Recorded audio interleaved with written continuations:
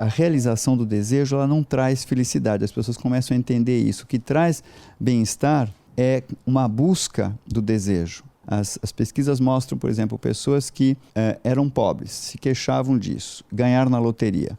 3 meses depois, a média dessas pessoas volta ao mesmo padrão de felicidade e infelicidade que tinha antes. Pessoas que estavam muito bem e se tornaram paraplégicas. 6 meses depois, elas voltam a estar tão bem ou tão mal quanto antes, quando não eram paraplégicos, né? As pessoas elas se habituam a certas situações e aprendem a lidar com certas situações. Começa agora Quem Somos Nós? O programa para quem tem prazer em conhecer. Uma parceria Eldorado FM e Casa do Saber. Apresentação Celso Loduca.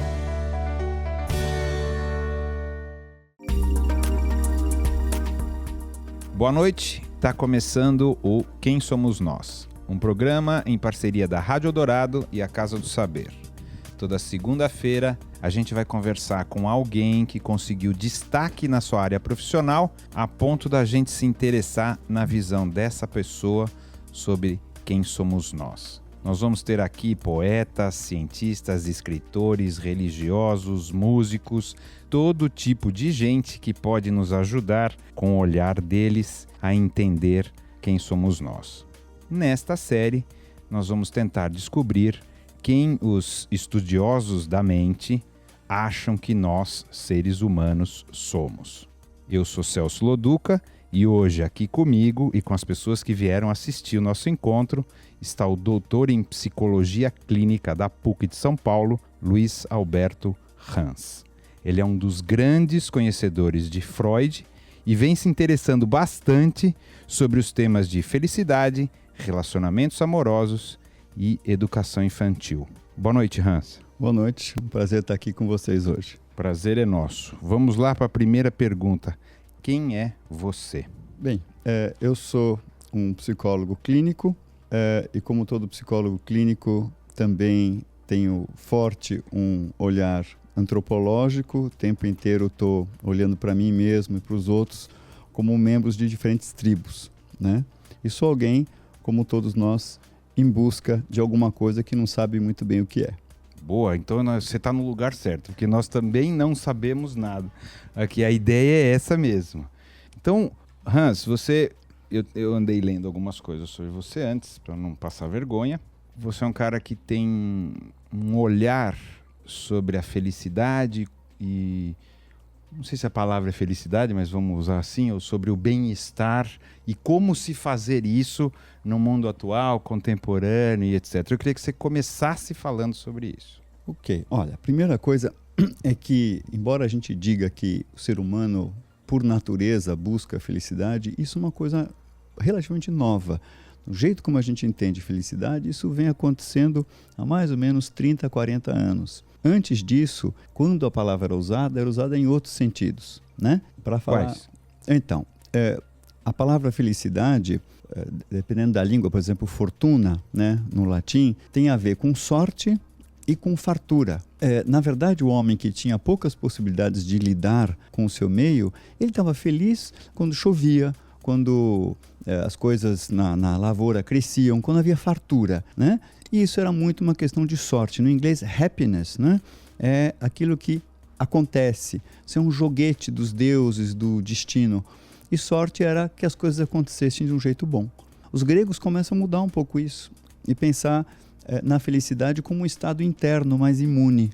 E aí ligado à virtude, a posturas. E aí tem uma longa história, talvez a gente possa ir conversando sobre isso até chegar à visão atual de felicidade, que é uma visão muito ambiciosa, muito ligada à autorrealização, à plenitude e alguns outros aspectos da felicidade, como a alegria de viver. Eu fico com a sensação que felicidade agora virou um ideal de vida e antigamente não era necessariamente um ideal de vida. E como ideal de vida acaba causando, como ela é, não vou dizer inatingível, mas é algo que se mexe à medida que a gente chega perto, o grau de frustração em relação a isso vem aumentando. Isso é uma bobeira minha ou faz sentido o que eu estou falando? Bom, faz todo sentido, né? Porque na época dos nossos avós, ou até em parte pais, a vida se pautava acima de tudo por obrigações que você tinha, sei lá, ser um bom soldado, servir o imperador, ser uma boa esposa, cuidar dos filhos, você tinha uma série de obrigações. E essa história de ser feliz era mais assim, eu sou feliz se eu tiver cumprido com as coisas que a vida pede para mim. Como nós entendemos felicidade, a curtição, a realização era uma coisa que se desse espaço, sobrou um espaçozinho para isso, que bom para você. Não sobrou, não era a questão. O seu avô não falava para o seu bisavô, olha, eu não sou bem feliz no meu trabalho porque eu não me realizo. Eu queria ser antropólogo no Xingu e eu não gosto de tocar a marcenaria da nossa família. Não era assim que as pessoas enxergavam a vida. A meta da vida não era curtir, se autorrealizar e ter alegria. Mas isso aí virou... Então, olhando desse jeito, parece que é uma futilidade a maneira que a gente olha a felicidade agora, né? Se eu posso interpretar disso, a vida era um pouco mais real, mais verdadeira, menos cheia de frescura, e agora a gente ficou com essa frescura de ter que ser feliz. É assim que você vê, não? Não. Existe um projeto contemporâneo de felicidade que tem duas formas, né? Tem um projeto ingênuo, né? Que é um projeto muito em voga na mídia, na propaganda, que é uma felicidade atingível por pouquíssimas pessoas que nasceram com uma genética muito especial. Existem pessoas assim que têm uma alegria de viver imune a qualquer acontecimento, né? E alguns raríssimos sortudos que nasceram, você já sabe, com o que virado para a lua. Né? Mas existe também um projeto legítimo de felicidade contemporânea que é ambicioso, sim, que é a ideia de que nós podemos buscar, dentro das nossas possibilidades, um razoável grau de congruência com quem nós somos, com a madeira da qual nós somos feitos, e um razoável grau de autorrealização. E ter momentos também de alegria, de prazer o máximo que for possível dentro da ética. Sei, quando você faz isso, você está dizendo o seguinte, a ideia é ficar negociando com o real em relação ao ideal que dizem que a gente deveria atingir, mas é isso? É isso.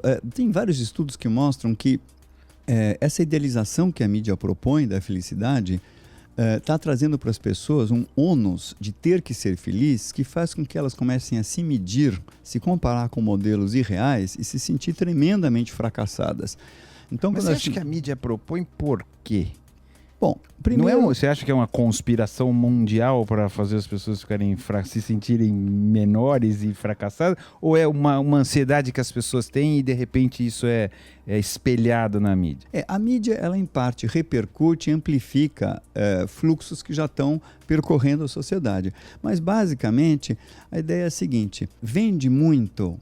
Todo mundo gosta de ver filmes, gosta de pensar na ideia de que dá para ser tudo e conseguir tudo. Ter uma vida equilibrada, ser um cônjuge ótimo, ter um parceiro maravilhoso, filhos felizes e ter uma vida feliz. Isso é muito atraente.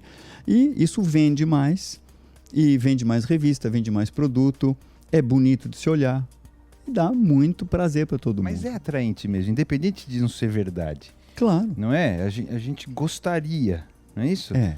Então não é assim... A gente gostaria de uma coisa que a gente não consegue ter. Então, primeiro, tem gente que consegue ter. São poucos, mas tem gente que consegue ter. Não vamos ser assim tão absolutos, não é? Mas o que dá para ter é uma vida interessante que vale a pena ser vivida. E conseguir isso, conseguir formular isso e ter a sensação de que você achou uma estrada para percorrer nesse sentido... É uma conquista que leva um tempo. As pesquisas mostram que, paradoxalmente, as pessoas entre 45 e 60, 65 anos são mais satisfeitas com a vida, mais felizes do que os jovens entre 18 e 25, que é um paradoxo, porque você devia estar muito mais contente com a vida numa época em que você está cheio de vitalidade, jovem. Cheio de dúvida também. Eu acho que tem essa... Né? Quando você é jovem, você não sabe nada, achando que sabe tudo. Né?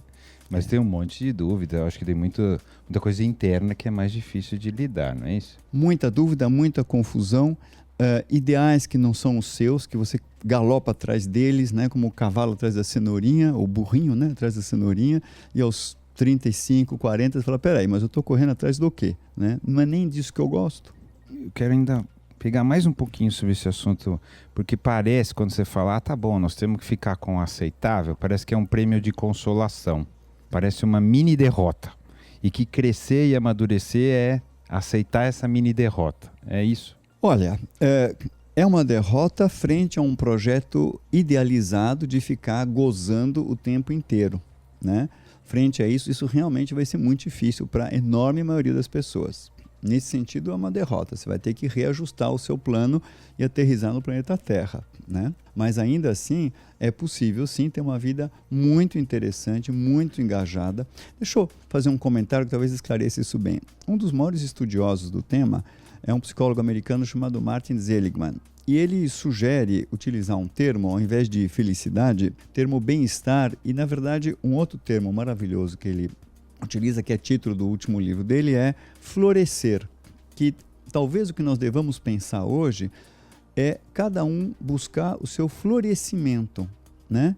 E buscar o seu bem-estar, que é diferente da ideia dessa plenitude de felicidade idealizada. É bonito isso. É muito bonito. É bonito. Agora, ele propõe alguma outra coisa? Como é que se faz isso? Ele propõe a maneira de se fazer isso? Propõe. Existe um ramo na psicologia que chama psicologia positiva, que foi fundada por ele. Eles têm um site na Pennsylvania University. Se alguém tiver interesse, pode entrar, eu não me lembro se é Pennsylvania University ou Penn University, né? E há uma série de livros publicados, tem muito material no site e muitos estudiosos estudando felicidade e com inúmeros experimentos de laboratório de maneiras de você florescer e buscar mais bem-estar. Até mesmo... Às vezes parece autoajuda isso, não é? Então, às vezes parece que esbarra nisso. Então, existem maneiras sofisticadas de se fazer isso e maneiras banais de se fazer isso. Eles têm modelos bastante sofisticados de pesquisa e de implementar essas coisas. E, por exemplo, né, há testes de mensurar a qualidade que você está tendo na sua vida de bem-estar e florescimento. E há várias maneiras de se atingir isso. Por exemplo, hoje nós pensamos que mesmo uma pessoa melancólica, mais deprimida, que por genética e por natureza não está destinada, não tem a possibilidade de ter aquele sorriso fácil, aquela alegria de viver, pode florescer. Hoje a gente trabalha com vários tipos... Com remédio? Eventualmente com remédio, mas nós estamos falando de uma outra coisa. Pessoas que não chegam a ser deprimidas, né, clinicamente, etc. Mas que podem, por exemplo, se sentir extremamente realizadas, tendo uma vida para elas muito interessante, engajadas e com muito significado. Hoje a gente estuda vários tipos de plataformas de temperamento das quais você parte e maneiras de dar significado à sua vida que tornam a sua vida uma vida que vale a pena ser vivida, mesmo que você não seja um tipo leve, alegre, né? É claro que todos nós adoraríamos, além disso, de nos divertir muito, não é? Nós estamos aqui batendo um papo hoje com o Dr. Luiz Alberto Hans. Mas assim, sempre quando você coloca isso, é porque você coloca, tem um padrão do que você deveria ser e tem o que eu sou que não me encaixo nesse padrão, né? Pelo menos é assim que eu estou compreendendo a maneira. Por que é que a gente tem que sempre estar atrás desse padrão? Quer dizer, do teu ponto de vista. Por que que eu não consigo, simplesmente falar, não, vou fazer o meu caminho e pronto, etc. Por que que eu tenho que estar sempre me comparando a esse padrão? Aliás, eu não deveria fazer isso. É uma tendência do nosso tempo, num mundo tremendamente globalizado e que as pessoas estão online o tempo inteiro com um enorme número de informações, a fazer isso. Uma época em que nós vivíamos mais isolados, nós tínhamos a nossa própria régua, ou uma outra régua qualquer, mais isolada, que a gente pegava da literatura ou da filosofia.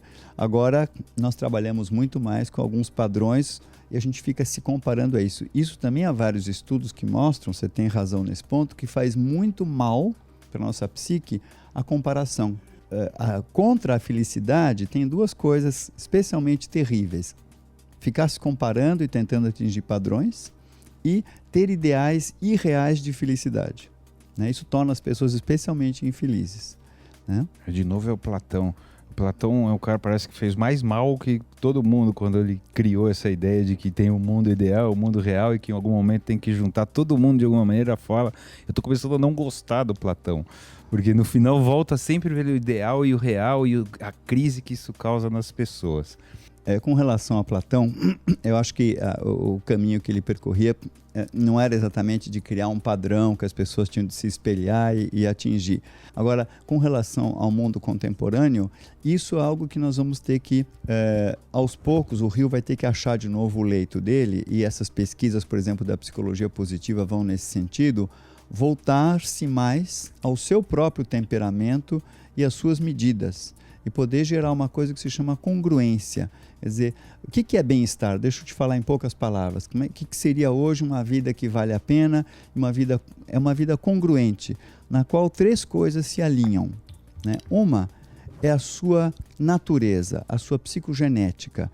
Os estudos mostram que 50% do que você é, o que eu sou, e o ouvinte é genético, né? Tem gente que fala que é mais, não é isso? Que é 80? Não. Os estudos com gêmeos univitelinos, que em princípio são geneticamente idênticos, adotados no primeiro mês de vida por famílias diferentes, mostram, em média, depende, alguns traços podem variar, em média, nos traços de personalidade, 50% de correlação. O resto, os outros 50%, são a soma do quê? Coisas que você foi adquirindo na vida, na sua personalidade. Experiências. E uma outra coisa é a situação na qual você se encontra naquele momento. Que uma situação maravilhosa, reforçadora da sua autoestima e muito asseguradora pode fazer uma pessoa tímida e insegura e que teve muitos traumas se sentir muito bem. Então há uma conversa entre essas 3 dimensões, a sua genética, as coisas que você internalizou como aprendizagem psicológica, a sua psique, né?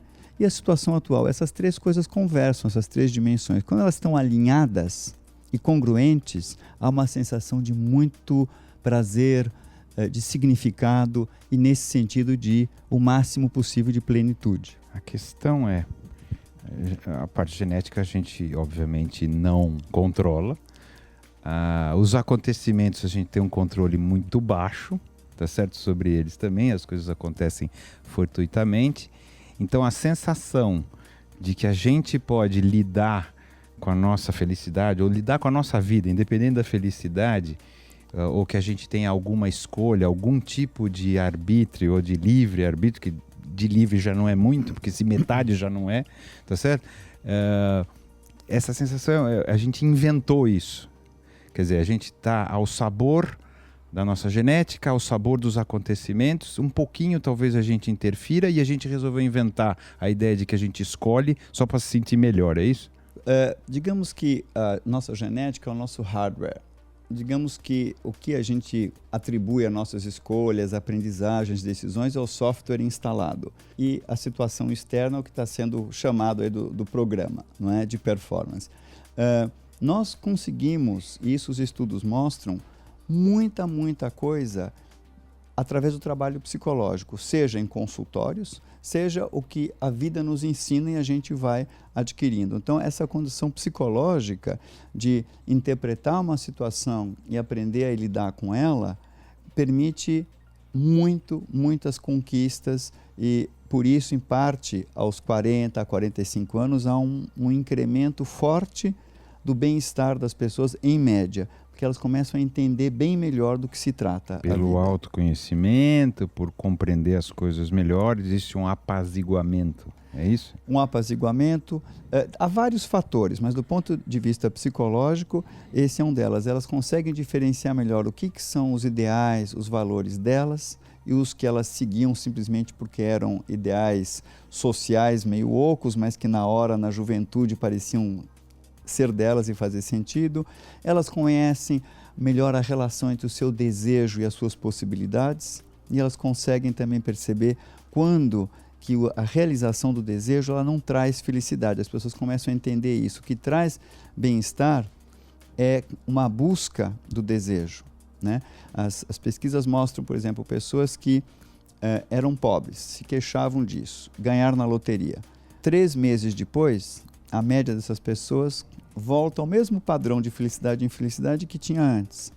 Pessoas que estavam muito bem e se tornaram paraplégicas. 6 meses depois, elas voltam a estar tão bem ou tão mal quanto antes, quando não eram paraplégicos, né?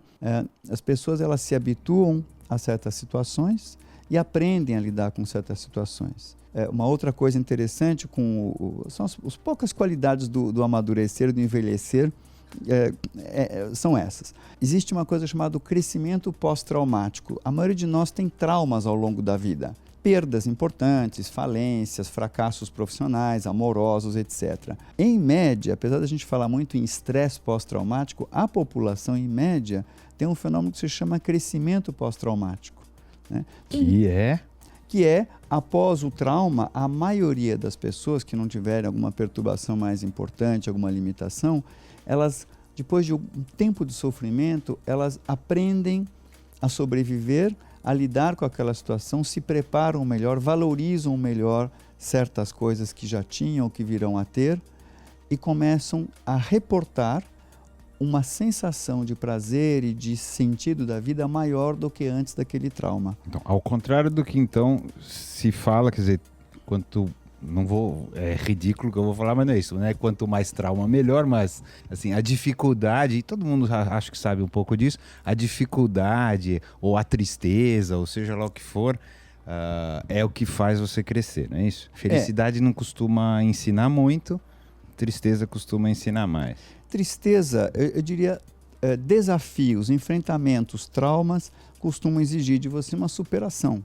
E a maioria das pessoas na população consegue superar os traumas, digamos, mais corriqueiros. Não estou agora me referindo a certas situações. Guerras e coisas assim.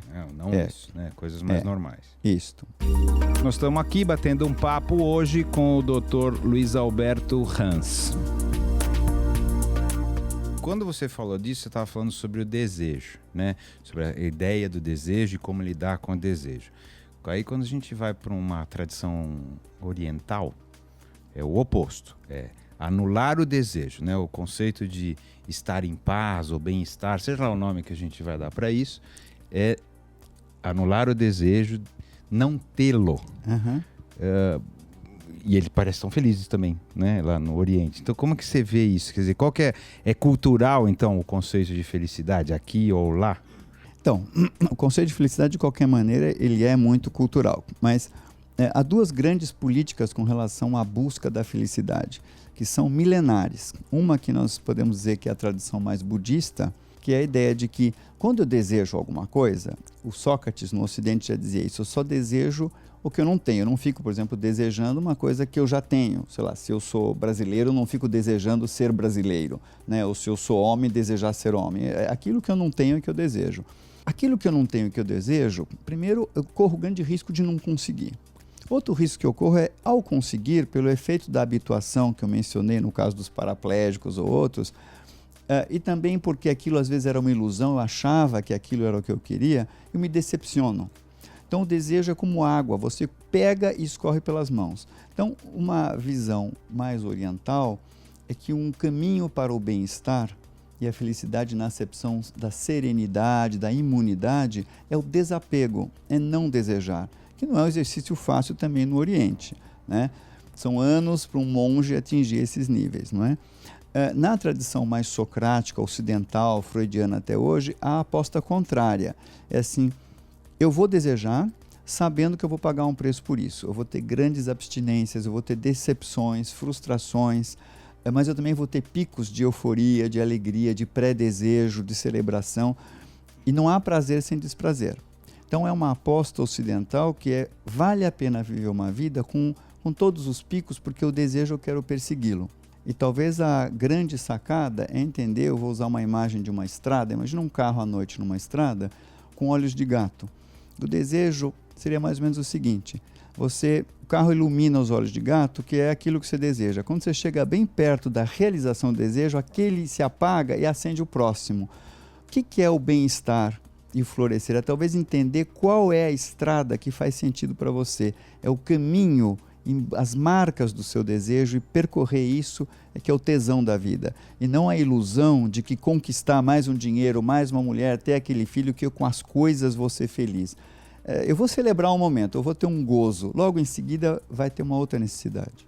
Nos dois caminhos que você colocou, tanto o ocidental como o oriental, exige uma automotivação grande. Em algum momento, acho que eu li alguma coisa sua, onde você disse que isso a juventude hoje está perdendo um pouco essa motivação interna e está ficando um pouco mais motivada de fora para dentro, o que me parece um grande problema no futuro para poder lidar com isso. Como é que você vê? Então, nós estamos numa época, né, na qual a nossa ideologia contemporânea é muito a ideologia da motivação. Venha aprender inglês sem esforço, na nossa escola você vai se divertir, vamos viajar, as crianças têm monitores que ocupam as crianças. Então, crianças e adultos são treinados e habituados a serem estimulados por fora, não é? Alguém que os ensina a brincar, alguém que deve despertar o seu interesse. O tédio é uma coisa terrível, as crianças não podem ter tédio no fim de semana, logo a família precisa arranjar uma opção de programas para fazer. E ao sermos criados assim, e mesmo a mídia, o entretenimento, os filmes têm que ter alta velocidade, tem que capturar sua atenção em 3 minutos, 4 minutos, senão o filme não é bom, o roteiro tem que... Quer dizer, essa hiperestimulação do nosso tempo, ela tem um lado que é complicado. Você vai perdendo a aptidão, a capacidade da automotivação. Você se entedia facilmente, você fica mal se estiver solitário, estiver sem namorado, sem namorada, sem grande sucesso.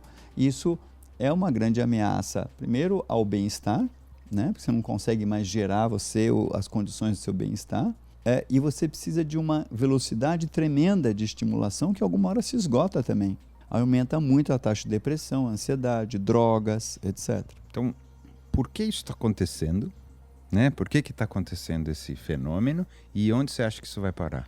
Então, por que está acontecendo, evidentemente, não é algo que eu tenha uma resposta. Isso vai sendo muito estudado e discutido. A minha hipótese é que tem alguns fatores-chave, né? A partir dos anos 60, nós começamos a ter um incremento enorme. Nos anos 80, isso tem um pico de valorizar a felicidade individual e o individualismo. Isso é uma ideologia da nossa época. Eu vou casar porque eu quero ser feliz. Também, se o casamento não me fizer feliz, eu logo vou embora, me separo e pronto. Eu não tenho por que ficar numa empresa, num casamento, num país, em nome de alguma coisa que não me faça bem, não me faça feliz. Então, é legítimo isso, mas é uma mudança. Eu quero ser feliz. E dentro da ética, sem sacanear outro, eu vou buscar isso a qualquer preço, é isso que eu vou buscar, né? Uma outra coisa então eu quero usufruir muito. Uma outra coisa é uma aceleração enorme, tecnológica, econômica, as coisas estão muito aceleradas, né? Se junta essa busca de um gozo e essa aceleração enorme, e você tem uma receita já para trabalhar em cima de uma hiperestimulação. As pessoas funcionam hiperestimuladas. Tem um navio, vai fazer uma viagem. Eu me lembro dos meus avós quando faziam um cruzeiro. E eu fui com minhas filhas recentemente para um cruzeiro para o Alasca, né? Um cruzeiro hoje é um non-stop show, é uma euforia, não tem um minuto para você ficar sem o que fazer. E tem 20 ofertas, é uma fartura, né? Porque também nós podemos fazer isso. Naquela época, havia um tempo alquímico, devagarinho, agora havia o ritual do ir comer alguma coisa, depois tinha uma palestra à tarde, tinha talvez uma ou outra opção. O consumo é isso. Se você fosse filho do Bill Gates no século XIX, fosse uma menininha de 7 anos muito rica, você teria 3, 4 bonecas de porcelana pintadas à mão. E talvez uma governanta severa e moraria num palácio e acabou. Hoje, você pode morar numa favela, você vai comprar um chocolatinho com sua mãe no bar da esquina, tem 60 tipos de chocolate para você escolher. E você ainda se queixa, mas não tem um chocolate branco, eu queria um chocolate granulado assim. Nós temos uma hiper oferta, né? Um aumento da insatisfação, apesar de ficar tentando satisfazer isso o tempo inteiro, não é isso? Porque nós não sabemos lidar com o tédio, porque nós temos uma idealização de que dá para... Desaprendemos a lidar, é isso? Isso, nós desaprendemos. A gente sabia. Pensa um pouco no Monteiro Lobato, como é que era lá no sítio de Pica-Pau Amarelo. Um pedacinho, uma vareta virava, sei lá, uma carroça, virava um monstro. As crianças aprendiam, tinham essa capacidade, que é algo natural das crianças, na verdade, a se entreter.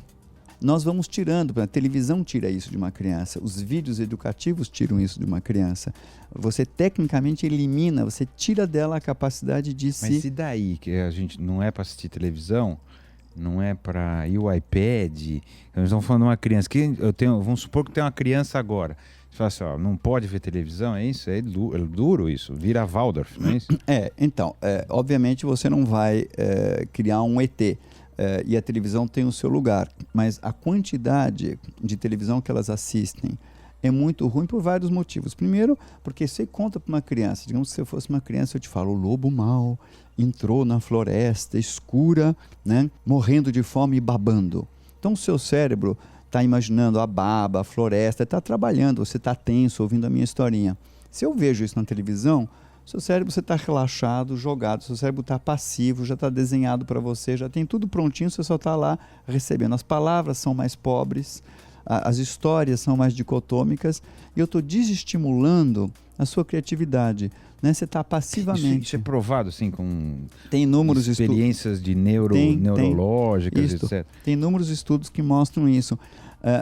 Além disso, quando você conta uma história, você pode conversar com a criança sobre a história, né? O que você achou do lobo mau? Qual dos porquinhos você gostou mais, do mais velho? Por que os jovens zombaram do irmão mais velho? Nas histórias, na televisão, não há nenhuma vontade de parar um programa para conversar. Você não para um DVD. Uma curiosidade, e o teatro, que é uma televisão ao vivo? É a mesma coisa, eu pego o prato pronto também. Também tem a mesma situação? O teatro, ele tem menos isso pelo seguinte. Primeiro, ele traz situações em geral mais complexas. Ele só dá ele é menos realístico no desenho, ele só dá ou filme, ele só dá, às vezes, um cenário que indica alguma coisa. Você tem que construir o resto na sua cabeça, né? E é uma peça que você assistiu, acabou. Você não fica 3, 4, 5 horas só com aquilo rodando, alto volume, uma historinha atrás da outra, intercalado ou não por alguma propaganda. O teatro é uma experiência bem diferente, uma experiência mais curta, mais integrativa e mais complexa, né? O problema da televisão não é que a televisão seja um monstro e as crianças não devam assistir televisão. É que o volume, a quantidade de televisão que elas assistem por dia vai destruindo, junto com algumas outras atividades nossas, a capacidade de pensar coisas mais complexas, de criar, de fazer mais conexões neuronais, e acaba atrapalhando muito. Nossa, a televisão existe desde a década de 50 aqui no Brasil, não é isso?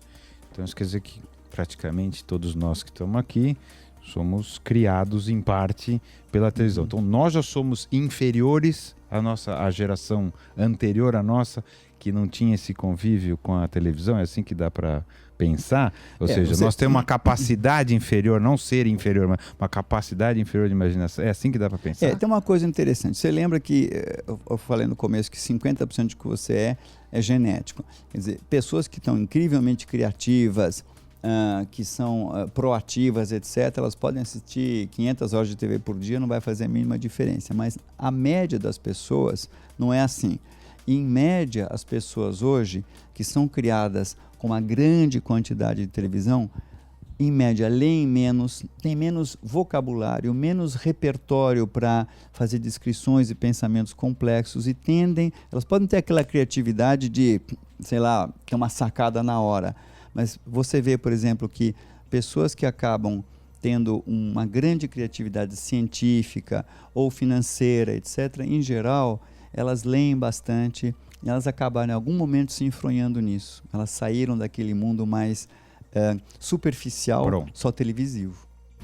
Nós estamos aqui batendo um papo hoje com o Dr. Luiz Alberto Hans. Eu li... Tem uma relação razoável com isso que a gente está falando, mas é que me ocorreu agora. Parece que você coloca que se a gente fosse feliz de verdade ia ser chato. Eu li em algum lugar. Ou se tudo fosse justo, se tudo fosse certo, que nós somos feitos para não nos sentirmos bem nesse mundo ideal. Você pode falar melhor sobre isso?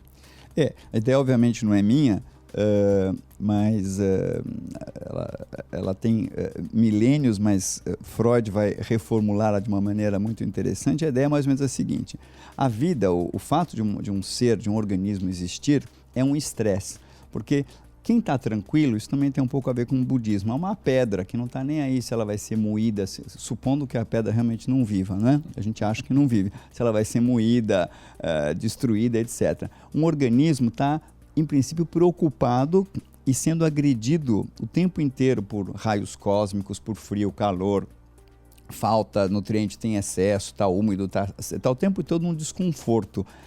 E internamente também, todos os organismos têm a sua parte interna, sistema digestivo, locomotório, inquieto. Se você ficar parado aí nessa posição confortável que você está nessa poltrona por 5 minutos, é uma delícia, mas se eu te falar, você vai ficar nesse conforto durante um dia sem se mexer, você vai ter cãibras. Por dentro você é obrigado a ficar inquieto e se mexer, o seu olho tem que girar, daqui a pouco você sente fome. Então, o organismo é agredido por fora e por dentro a mudar de posição e buscar se reajustar. E isso significa que você nasce vocacionado para um certo grau de estresse, de inquietude, de ser espicaçado, aguilhoado pela própria existência e ter que buscar novas posições. Isso não facilita muito uma plenitude. Isso significa que você vai estar o tempo inteiro tendo prazer e desprazer.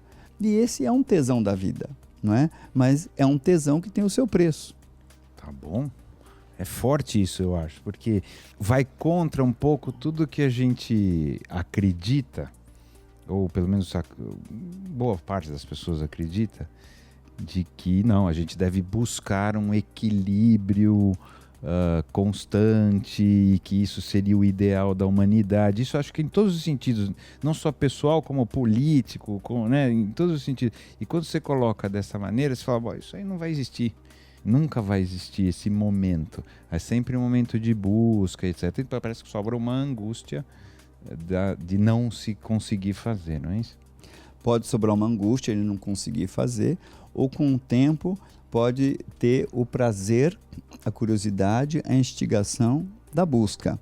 Isso depende um pouco da arte de viver, né? Hoje, uma vida equilibrada é absolutamente maluco, é uma proposta maluca, impossível. A gente vê, as pessoas ainda têm a ideia, eu posso ser um bom pai, um bom marido, um bom amante para minha mulher, um bom filho para os meus pais, né? Cultivar os meus amigos, ser um bom profissional, fazer esporte, fazer dieta, fazer check-up, planejamento tributário, conhecer o mundo, ter cultura. Esquece, não dá.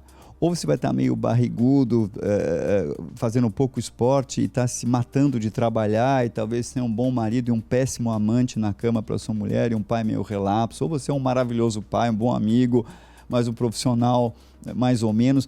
Tudo não vai dar para ser.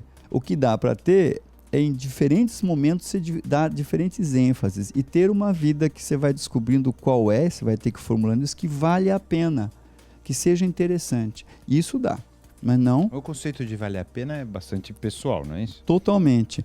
Para um sujeito, por exemplo, eu me lembro de um paciente que é a natureza dele, ele é alguém que adora rotina, ele adora segurança, ele não é movido a desafios. Para ele, uma vida que vale a pena é uma vida enquadrada, né? E ele é quando ele pôde admitir isso para si mesmo e parar dessa história de sair da zona de conforto, etc., ele pôde começar a descobrir uma enorme satisfação pessoal. E outros são o contrário, né? Precisam, sempre que estão numa posição que está tudo certinho, precisam lá quebrar alguma louça e criar novos desafios. Eu sou esse aí. Você é esse aí. Você é publicitário, não é? Agora, quando você coloca assim, por exemplo, então podemos dividir desses dois jeitos. É claro que isso é esquemático. E quando a gente está falando do relacionamento das pessoas, que é um assunto que também você estuda bastante, existem gente que fala que as pessoas devem ser complementares, tá certo? Existem gente que fala que as pessoas devem ser semelhantes. Qual que é o teu olhar sobre isso? Então, em relacionamentos, a gente trabalha com várias dimensões. Na dimensão da compatibilidade psíquica, a compatibilidade psíquica você pode dividir em 4 aspectos. Um é a complementaridade das minhas fraquezas e fortalezas. Nesse sentido, o melhor relacionamento do mundo é um sádico com um masoquista. A gente combina super bem. 2 masoquistas morrem de tédio e 2 sádicos brigam o dia inteiro. Então, uma possibilidade é uma complementaridade psíquica em que, se eu gosto de ser dependente, ter alguém que dê a pauta e você gosta de dominar, a gente vai se dar bem. Por outro lado também, usando esse teu exemplo, os desejos de vida eles são complementares, mas não são iguais. Você não consegue compartilhar os mesmos sentimentos porque eles são opostos. Essa tensão é positiva? Com relação aos desejos, em princípio, não. O que é interessante de ser diferente e criar uma tensão são os estilos. O que eu não tenho, você tem. E eu, de certa maneira, invejo isso em você. Então, eu sou uma pessoa muito racional e muito pouco borbulhante. Você é uma pessoa cheia de vida, cheia de projetos, mas talvez não tão racional. A gente se atrai mutuamente. Aí sim, a diferença é atraente. Agora, desejos num relacionamento, se eles forem muito díspares, incompatíveis, fica muito chato, né? Imagina, eu me lembro de um casal que eu atendia, que um gostava de montanha, outro de praia, um gostava de rock, o outro gostava de jazz. São complementares, mas é difícil essa vida. Não são complementares, eles são diferentes e eles são, na verdade, antípodas, né? Então, mas então, qual que é essa...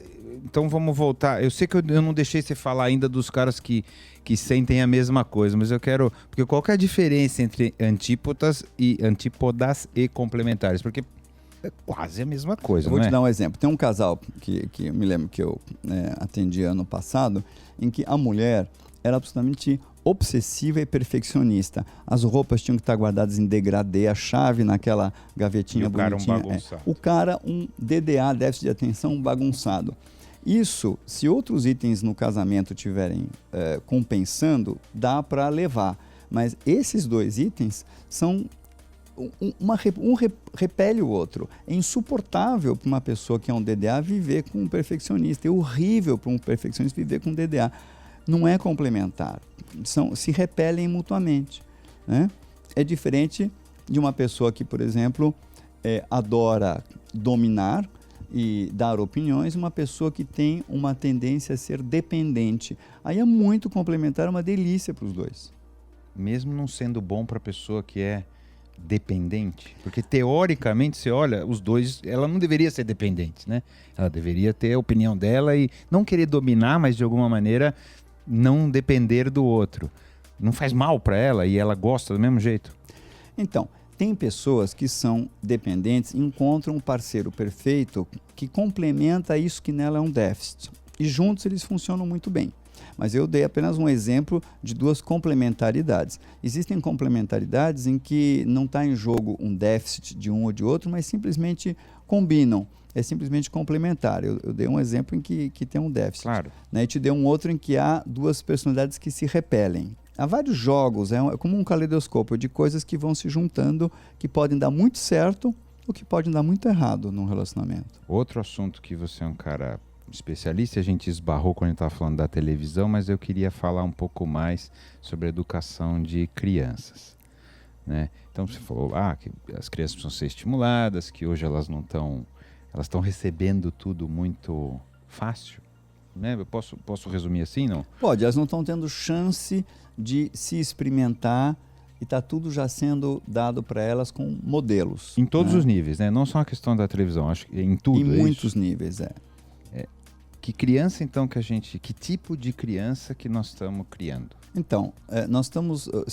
tem 5 elementos muito importantes que mudaram nesses últimos 40 anos e que afetam o tipo de criança que a gente está criando. A primeira coisa que mudou na época dos seus pais ou avós, o grande valor da educação era a obediência. O bom menino é o menino obediente. Nas historinhas todas, eram histórias de crianças, quando eram desobedientes, o lobo mal comia. E a ideia era que você tinha medo dos adultos. Hoje, ainda bem, é uma boa mudança. Nós queremos que eles cresçam sem medo da gente e aprendam a tomar decisões com responsabilidade. Isso é uma primeira mudança. Isso é bom. É bom. Teoricamente é maravilhoso, mas ela cria novos desafios que eu já vou mencionar. A segunda mudança é que antes o sentido da vida era cumprir deveres. A gente falou sobre isso na felicidade. Hoje o seu filho escuta que além de tomar decisões, por ter liberdade de decidir, não ter que obedecer necessariamente, ele deve crescer buscando a felicidade. Essa é a meta, quero que meu filho seja feliz, o que todo pai hoje responde. A terceira mudança na época dos nossos pais e avós, era ser obediente, era ser modesto, era não consumir e ter modéstia. Hoje ele aprende que o importante é se divertir consumindo, o que der para viajar para Disneylândia, o que der para conhecer de países e de ter de objetos. A quarta mudança, são 5, né? É que as pessoas estavam isoladas. Hoje, em redes sociais, mídia, etc., está todo mundo interligado e as crianças formam subgrupos, gangues, por faixa etária.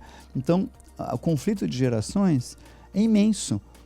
Isso não havia até 50 anos atrás. Isso é novo. Em 5.000 anos que a gente tem de história, você não tinha essa figura do conflito de gerações. E hoje tem. Né? Não tinha? Não tinha. Os mais jovens não enfrentavam os mais... Não era assim. Isso parece, nós naturalizamos essa história, mas se você fizer um estudo mais profundo, a adolescência como aborrecência, que a gente vê neurocientistas às vezes dizendo, o cérebro troca 1/3 dos neurônios nessa época, e os hormônios que mudam, e na verdade... hormônio tem mesmo, então, né? É uma discussão complexa, se a gente tem num programa mais, vamos dizer, uma discussão em rádio e tudo, porque é uma coisa mais acadêmica, mas na verdade isso é um mito construído nesses últimos 40 anos, um mito de que a aborrecência é algo inevitável, de que o adolescente, por natureza, é um sujeito irritado, contestador, não razoável, etc. E a quinta mudança é aquela que eu mencionei da motivação, que hoje ficou externa ao jovem, à criança, e antes era dela. Essas 5 mudanças, então, que é não ter que obedecer. Hoje a gente busca a felicidade. Hoje nós estamos todos interligados online, né? Os outros é que tem que nos motivar, e o importante é se divertir e consumir. Virou tudo de ponta cabeça para o ar. Então, um número enorme de crianças está crescendo com menos aptidão para lidar com a vida. E a educação está tendo que ser repensada. Essa é uma pregação que eu venho fazendo em escolas, em palestras, etc., que é repensar o modelo da educação para dar conta dessas mudanças boas, por um lado, mas que tornam mais difícil dar para o sujeito aptidão para lidar com os desafios da vida. Vamos fazer ficção científica? Pode ser, não? Opa! Não vai valer, ninguém vai te cobrar isso. Mas assim, vamos projetar esses caras daqui a 40 anos. Como que você acha que vai ser? Essas crianças que hoje estão sendo criadas? Bom, de novo, é um chute, né? Mas eu diria que uma boa parte simplesmente vai aprender pegando no tranco. Os pais vão ficar rezando durante a aborrecência, e lá na frente a vida vai ensinar o que a educação não ensinou. Então vão pegar no tranco lá na frente. Uma boa parte vai acabar achando um caminho, de um modo mais trombadas, mais sofrido, mais complicado. Né? Do que era antes. Do que era antes, nesse sentido. Do que você teve, ou do que eu tive, ou do que as pessoas no que estão aqui tange a... Veja, são diferentes Porque aptidões. também foi difícil, não horrível. é? Você não deu um monte de trombada? Horrível. Eu dei um monte. Horrível. Nós somos uma geração intermediária. Veja, eu não sou nostálgico, ao contrário, eu acho que era terrível você crescer com palmatória nas escolas, apanhando dos seus pais, com vara de marmelo, reprimido sexualmente. De novo, a felicidade ingênua não é real, não existe esse projeto. Se você tiver uma maquininha de medir felicidade do homem das cavernas até hoje, eu acho que o resultado vai dar o mesmo. Mudam os desafios.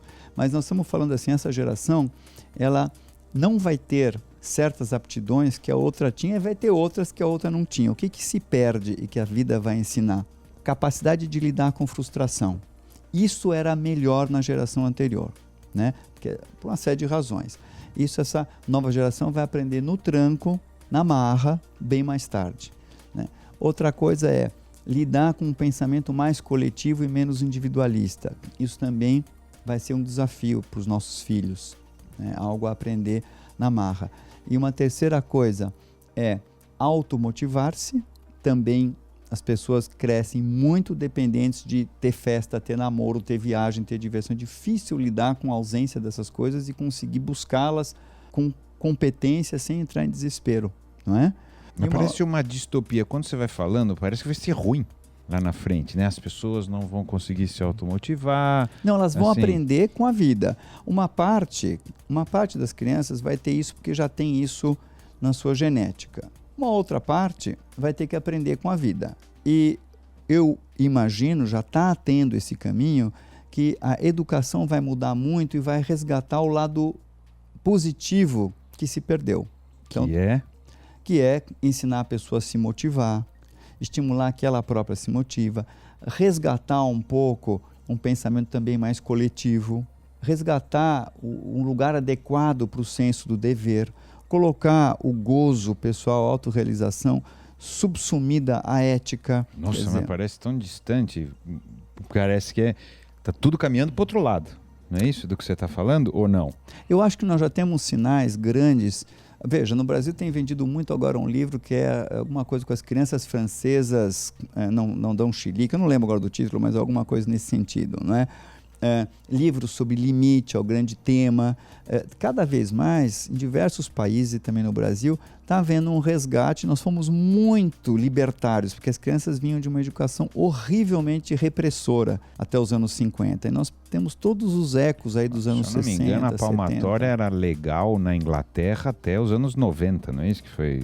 Eu não lembro. Parece que sim, foi só nos anos 90 que tiraram a palmatória. Então... Mas certamente até os anos 50, em todo lugar do mundo, bom, ainda é uma boa parte da humanidade. Hoje a gente está falando de um mundo mais libertário, mas a gente não está falando que isso é metrópoles ocidentais, né? Mas enfim, mas está havendo um resgate, vamos dizer, nós fomos para um outro exagero. A gente saiu de uma época, século XIX, início do século XX, muito repressora. Entramos numa coisa muito libertária. Acho que o pêndulo está buscando agora novo... Mas você tocou num assunto interessante. Nós estamos meio autorreferente aqui sobre metrópoles ocidentais e tarará.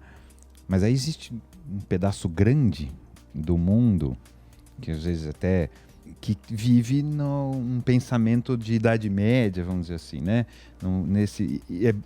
E a gente olha daqui e acha que tudo isso é ruim. Isso é o outro extremo. A gente tem coisa boa para a gente achar lá. Como é que você vê isso? Então, primeiro tem coisa boa para achar lá.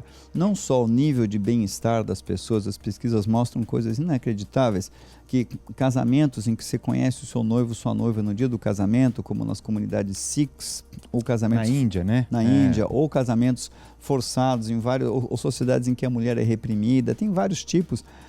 O nível de depressão, de satisfação pessoal, de bem-estar, etc., em muitos segmentos chega a ser superior ao nosso. Isso não quer dizer que a gente deva voltar para aquilo, para esse modo de vida. Isso quer dizer que nós temos que tomar cuidado com essa nossa maneira e essa nossa arrogância de achar que outras maneiras de viver estão erradas, né? São outros caminhos.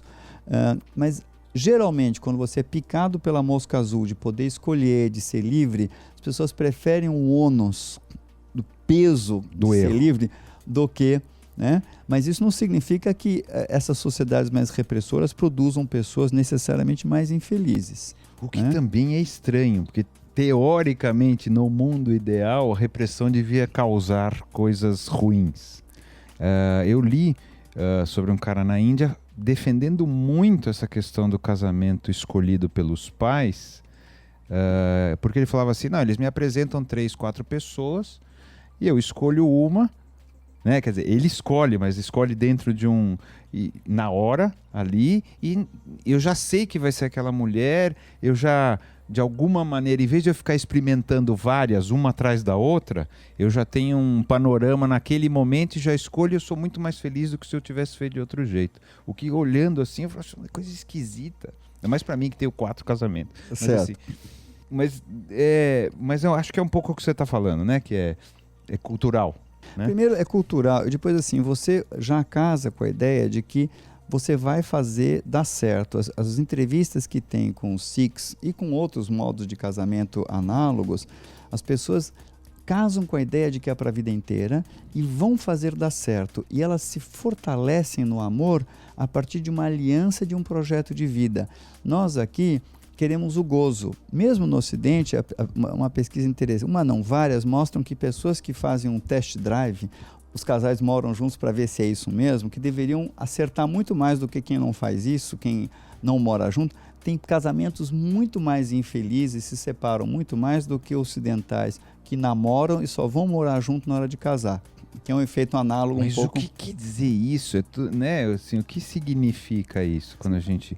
coloca, quando isso ocorre, isso é um fato, né? Realidade. O que ele significa? Parece contraintuitivo. Significa várias coisas. Bom, no caso do Ocidente, há várias hipóteses. Primeiro, que quem vai fazer um test drive provavelmente já está mais desconfiado e deve estar percebendo sinais de estar com menos confiança, o que indica que provavelmente a taxa de sucesso vai ser menor. Precisa fazer o test drive primeiro. Talvez quem case com mais entusiasmo, mais ingenuidade, esteja mais otimista, e os estudos também mostram que pessoas que estão mais entusiasmadas, têm menos dúvidas ao casar, teoricamente deveriam ter mais decepções, mas não tem.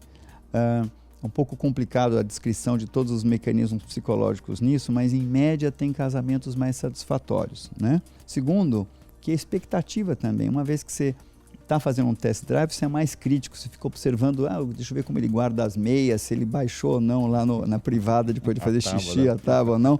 Quando você casa mais no escuro, é diferente. E a meta também no casamento, no caso do Six, né, a meta é nós vamos fazer uma aliança de vida e fundar uma família. A meta não é, puxa, se ela tiver um pouco de celulite, eu não vou olhar para ela. Puxa, se ele não for líder no mercado financeiro, não me comprar uma casa assim, eu não fico com ele. É uma outra concepção de vida. E aí eu quero voltar para aquele negócio das atrações dos parecidos e os opostos. Não tem nada a ver, então, nesse assunto. Quer dizer, nesse assunto dos casamentos arranjados, esse tipo de escolha não existe. É isso? Não é por aí que passa. Não é por aí. Primeiro, porque na maioria dos casamentos arranjados existem usos e costumes. Então, isso facilita muito a vida do casal, porque nós não vamos ter problema de consenso, discutir o que é o certo, o que é errado, como é que vai ser a cor da pia, como é que educa a criança, se na hora de transar pode isso ou aquilo.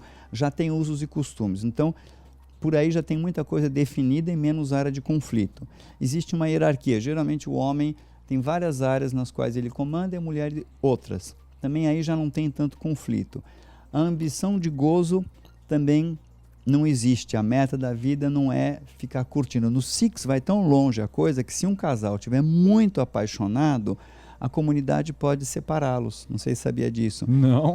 Porque o casamento é entendido como algo da comunidade. Você vai dar filhos para a comunidade, mão de obra para a comunidade, cuidar dos seus pais, dos seus parentes. O casal é uma unidade que tem uma função naquela comunidade. Ele não está lá nessa visão individualista, ocidental, nós dois, numa visão romântica, nós estamos lá para curtir muito, gozar muito um com o outro, transar, nos divertirmos. Não é essa a ideia, não somos nós dois.